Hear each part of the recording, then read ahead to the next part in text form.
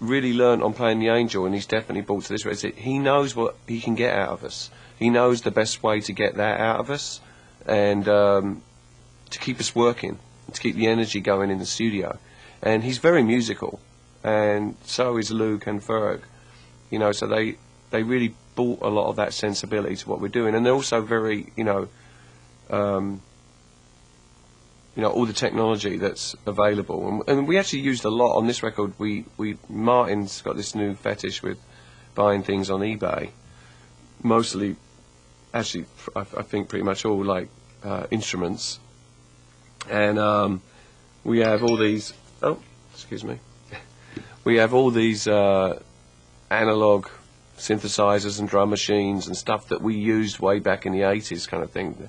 You know, he's been promptly buying all that stuff up. So we use the modern technology as well, and the processing. But generally, things come from something that's being developed, either from an analog synthesizer, or from a guitar, or from smashing something on the floor, or some of the old stuff that we used to do. A lot of that, we've been doing that again with this record. Ben is a real all-rounder. It's just amazing what he's done in his life. I mean, when he was a kid, apparently he'd started working with some orchestra, like sort of miking up an orchestra or something. I think he was like 14 or something, and then he's learned all these engineering skills, and he's I don't know where he learned all of his electronic wizardry. But he's great with synths and modular synths. He knows exactly what's going on all the time, so I'm sure he uses that to his advantage. I think he's a bit smarter than us. It's unusual for Depeche Mode to pick the same producer twice. We tend to want to move. Well, actually, what tends to happen is the producer doesn't want to work with us again, because it's normally the worst year in his life. But we felt playing the Angel went really well, and I don't know, we just thought it'd be good to use Ben again, and Ben was available, and it has been successful. We're sort of one man down, Depeche Mode, because Alan left the band, say, quite a while ago, and he was probably the best musician in the band, so we haven't filled his place, so we need to work with a team of people to cover Alan's thing, and just generally it's nice to work. I mean, we're working with Ben, but we've got two other people that we've never worked with, so there has to be some change. Well, we really enjoyed working with him on playing the Angel, and he gave us the kick up the arse that we definitely needed. It's a team effort, it really is, and I've said this before, but I'll say it again, you're only as good as the people you put around you. Especially with a band like Depeche Mode, who have, produced a lot of material over the years. It's like, I feel like we're in the perfect position to be able to, explore other ideas through other people. Because, one of my fears about Depeche Mode, about the band, is always that we just become like a parody of ourselves, and start to kind of think we can rely on like past trophies to get another one, and it's not how art is. You've got to keep trying to move forward and challenge your own ideas.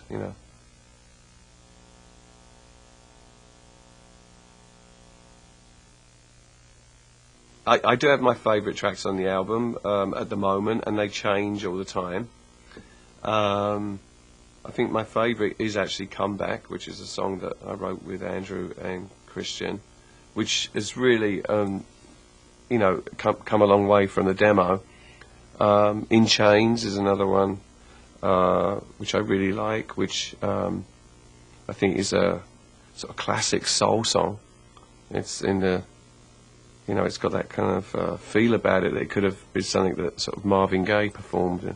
It's that kind of soul-y song. It's got beautiful lyrics. It was great to sing. It was one of the most challenging songs for me to get where I wanted it to be vocally and with my voice. But we got there in the end. In fact, in the last few weeks, we redid that vocal again. And at first, I didn't want to redo it because I thought what I had there was good enough. you know, and sometimes when I think it's good enough, I don't want to mess with it. But Ben's just, let's have a go, let's see what happens. And when I immediately started singing, I knew that what I was doing was better. It felt better. Something was. Sometimes that happens. It happens like when you're touring as well. Like once in a while, one in every sort of 20 gigs or something. It's like you feel like you could do anything. I could do anything with my voice, or I could sing anything, and everything's just falling into place. And that's sort of when the magic happens. But you kind of have to do a lot of work to get there. But it's worth it. And with this album, we've got so many tracks that it's really difficult for me to actually choose a favourite. I mean, I really like probably, you know, like 14, 15 of the tracks a lot, which becomes a problem because we've got to then hone that down to make an actual physical release that's, you know, probably not going to be more than, you know, 11 tracks. We're mixing the tracks, you know, slowly, and so far we've mixed 6 now. So it's really easier to keep in your mind the ones that are, you know, fresh. And, you know, we've just finished mixing Corrupt, which I think sounds really powerful, and you know, I'm quite enjoying that one at the moment, which, you know, wasn't necessarily one of my favourites before, but because we've just finished mixing it, it's you know, I think it is sounding quite special. There are some of the other ones that are that I don't think you've heard yet, that are quite different for us, more sort of easy listening, you know, in a good way. I mean, like very sort of spacey, and, you know, maybe like, you know, futuristic, easy listening.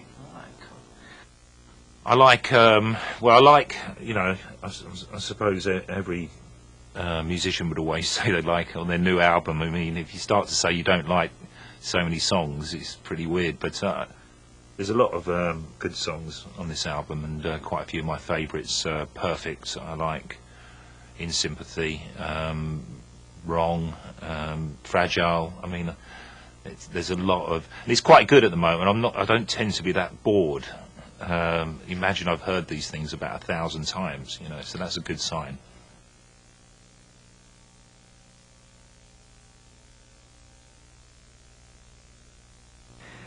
We unanimously